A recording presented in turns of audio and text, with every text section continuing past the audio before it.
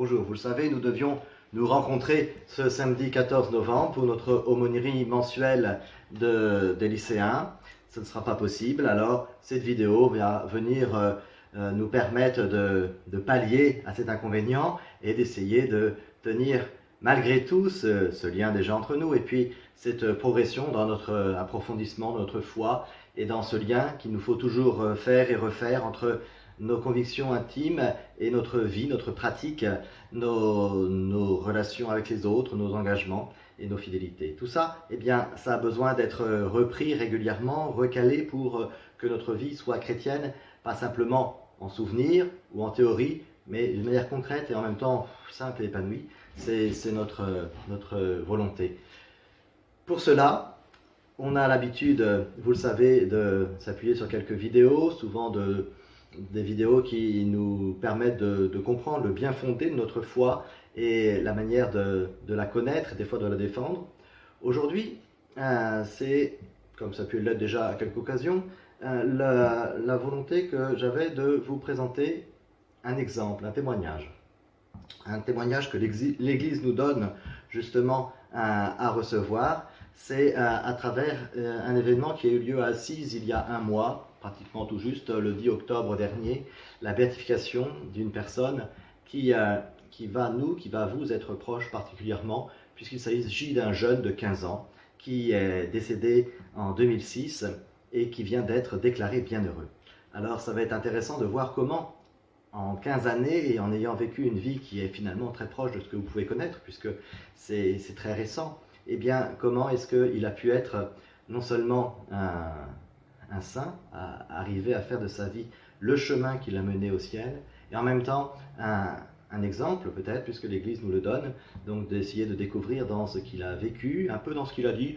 Alors il n'a pas beaucoup théorisé, hein, quand on est à votre âge, on ne fait pas des réflexions profondes, mais d'abord on ressent les choses et puis on essaye de les vivre vraiment, profondément, pleinement, et puis de faire le lien surtout, c'est ça qu'on va voir dans sa vie, entre des aspirations personnelles et puis des grandes vérités, des grands idéaux qui nous sont particulièrement importants et qui ont marqué l'humanité et qui doivent marquer notre propre humanité. Alors, ce jeune a été béatifié il y a un mois, et dans la perspective de cette béatification, on a été recherché à Milan. On a rouvert son tombeau il y a 2 ans pour l'amener là où il va être vénéré, un lieu qui lui était particulièrement cher en Italie, qui est Assise, la cité de Saint François et de Sainte Claire. Et donc, au moment de cette rouverture de son tombeau, on s'est aperçu que son corps, c'était en 2018, donc 12 ans après sa mort, son corps était dans un état de préservation extraordinaire. On voit quelques images qui vont nous le préciser. Son corps a été offert à la vision des chrétiens le 1er octobre dernier, dans cette cérémonie que nous voyons là. Et c'est quelque chose d'assez intéressant parce que c'est une grâce. Ce n'est pas tous les saints qui ont eu cette grâce. Et puis certains l'ont pour quelques décennies, d'autres de manière plus définitive. Mais ce qui est important, c'est de comprendre que eh bien, notre corps a été l'instrument de notre sainteté. Et donc c'est aussi avec et par ce corps jeune et sportif, nous le voyons là même en survêtement, que Carlos Acutis a été témoin du Christ et a vécu sa foi pleinement.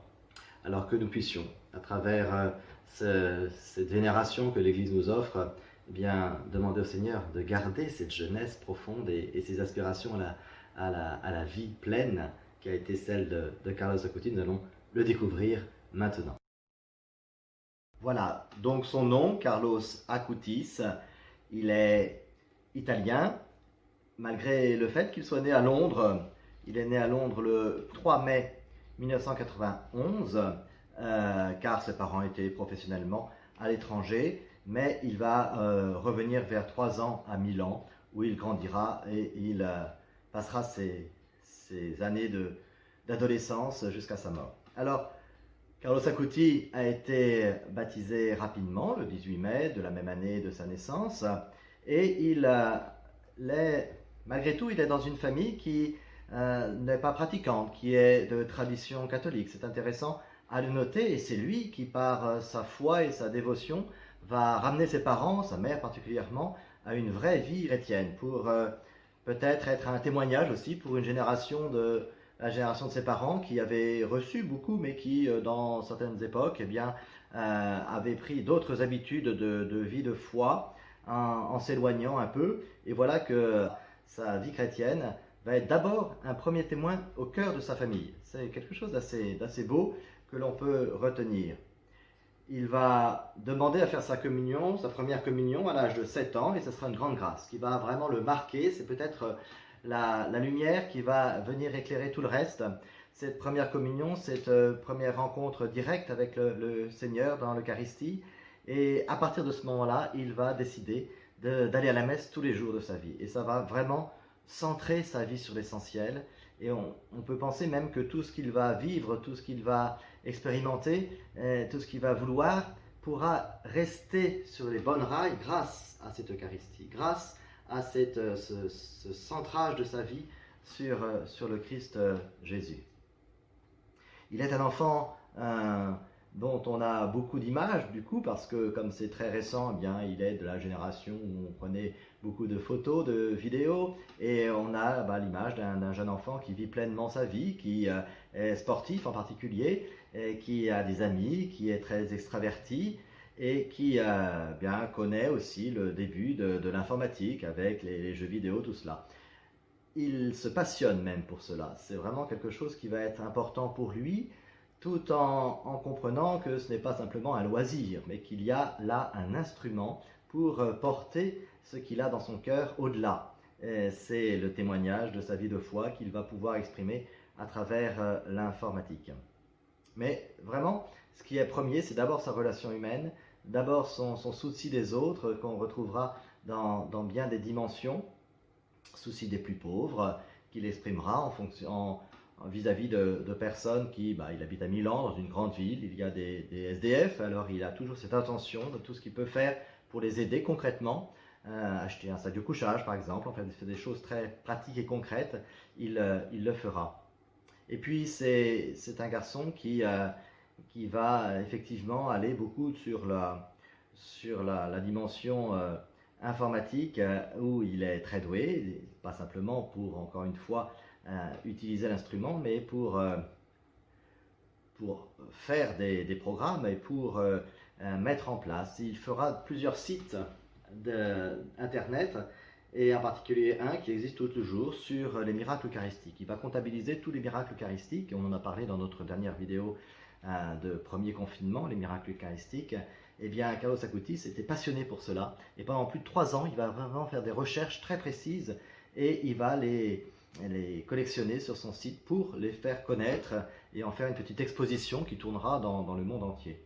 Voilà, c'est quelque chose d'assez intéressant, important, de voir cette dimension. Mais là encore, l'outil informatique, parce que du coup, Carlos Acutis pourrait être un peu le saint patron de la jeunesse confrontée à ce qui est en même temps une chance et en même temps aussi un danger, l'usage de l'outil informatique. Eh bien, Carlos Acutis a été loin dans cet usage pour son époque, tout en étant ancré sur l'Eucharistie. Ça lui permettait de ne pas se centrer sur lui-même. Vous voyez, il n'a pas encore connu les réseaux sociaux comme maintenant, mais ce qui est au cœur de tous ces réseaux sociaux, c'est de se centrer sur soi, c'est s'exposer, c'est d'être témoin de soi-même en fait. Et ça, c'est le contraire de ce que Carlos Acutis a vécu, puisqu'il était toujours au contraire à vouloir mettre en avant le Christ et non pas sa personne à lui.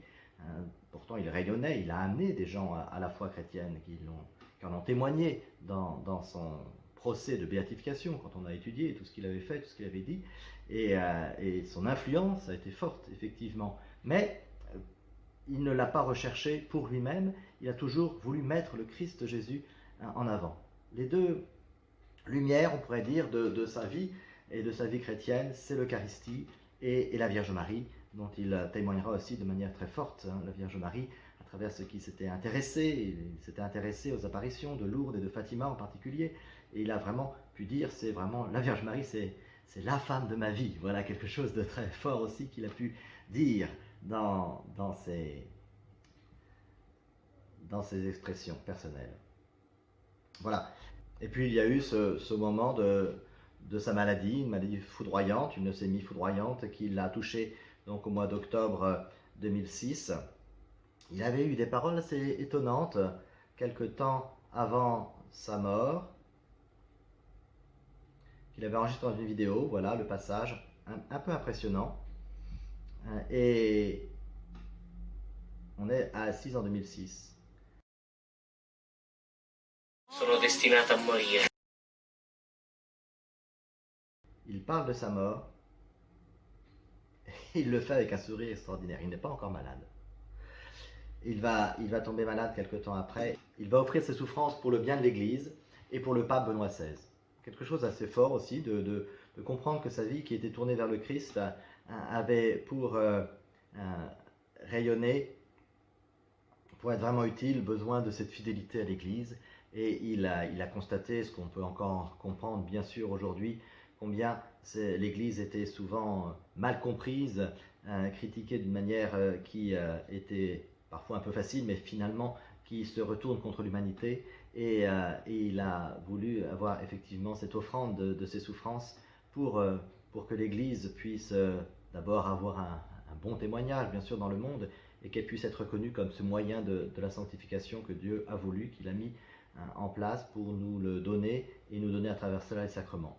Les sacrements, ça a été la confession et l'Eucharistie pour Carlos Acutis comme d'une manière très forte, qui l'a porté, qui l'a soutenu. Il a des belles phrases aussi sur la confession, comme ce qui va alléger notre sac pour aller loin dans notre aventure. On a besoin d'un sac plus léger et combien il s'est appuyé sur ce moyen dans sa vie. Et puis, quelques temps avant sa mort, c'est le sacrement de l'extrême-onction, de sacrement des malades, qui lui a permis aussi de s'approcher sereinement de cette rencontre, de ce moment de la rencontre avec le Christ. Alors, quelques mots maintenant de sa maman, qui a un petit témoignage en français. C'est impressionnant de voir que une femme encore jeune est la maman d'un bienheureux, d'un saint, et elle s'adresse à nous. Elle s'adresse à travers un petit groupe de Français à nous-mêmes. Alors écoutons son message. Il nous rappelle une phrase importante aussi qu'on garde un peu comme une lumière dans la vie de Carlos Acutis. Vous avez un message à transmettre à tous les jeunes Français qui veulent s'investir dans l'Église ou qui sont dans l'Église de manière générale? Alors, Carlo disait que tout naissent originaux, mais beaucoup meurent comme photocopie, non? Alors, je vous dis que Carlo, si c'était Carlo qui parlait, vous direz que pour ne pas être des photocopies, c'est très important de mettre Jésus aux premières places de notre vie et de se nourrir avec les sacrements qui sont la grâce efficace avec laquelle il a choisi de nous aider dans notre chemin de la vie. La vie, disait Carlo, c'est un don que Jésus nous donne pour faire notre chemin vers le paradis. C'est notre patrie où Dieu veut nous emmener tous. Alors, comme message, je vous dis, il n'y a pas besoin que nous sommes des mystiques qui ont les visions, etc. Parce que ça, c'est pas important, c'est pas notre sainteté. Alors, ça, c'est le message que je donnerai aux garçons français. Carl aimait beaucoup la France. Vous avez où la France a eu un rôle très important pour les chrétiens, pour tout le monde chrétien. Et je suis sûre que vous, avec cette bonne initiative que vous faites, ces choses, vous pourriez vraiment changer complètement. Je suis sûre qu'il va prier pour vous. Alors, je vous assure mes prières et je suis sûre que vous aurez fait beaucoup de grandes choses.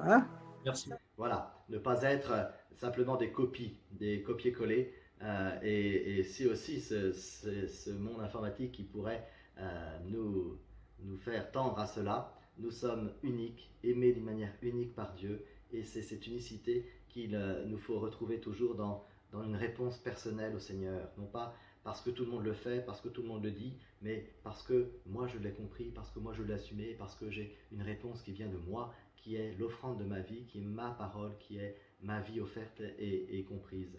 Et c'est cela que Carlos Acuti veut nous dire.